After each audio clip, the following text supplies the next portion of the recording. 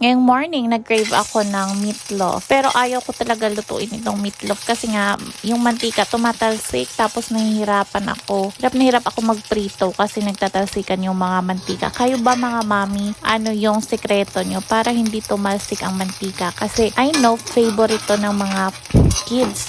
Sarap naman kasi talaga ng mga ganitong pagkain. Tsaka mabilis lang siya lutuin. Pero nga, ano lang, dapat eat moderately lang. At ito na nga, hirap na ako magbaliktad ng ating meatloaf. Kasi nga yung tong nasa labas, dun sa lutuan, may lutuan kasi kami sa labas. Kaso, meron kasi yung hagdan-hagdan. Tsaka, kaya hindi ko mapuntahan kasi nga, katapos ko lang mag-bed rest. Natatakot ako umakyat sa hagdan. Ganon, so, pagtsagaan ko na lang itong ginagamit ko tuwing nagre-prito ako. So, ayan na, last na lang. Ay, finally, matatapos na. Then, yung natirang mantika, nilagyan ko lang ng konting butter. Saka nagprito ako ng talong para meron akong gulay. Diba? Gulay is life. Tsaka masarap maggulay kasi mura lang dito sa amin yung gulay. Saka araw-araw, meron ditong naglalako sa amin ng gulay. Yung talong na yan, nabili ko yan ng 50 pesos per kilos. And yan, luto na nga ang ating breakfast. Kain tayo mga mamshis.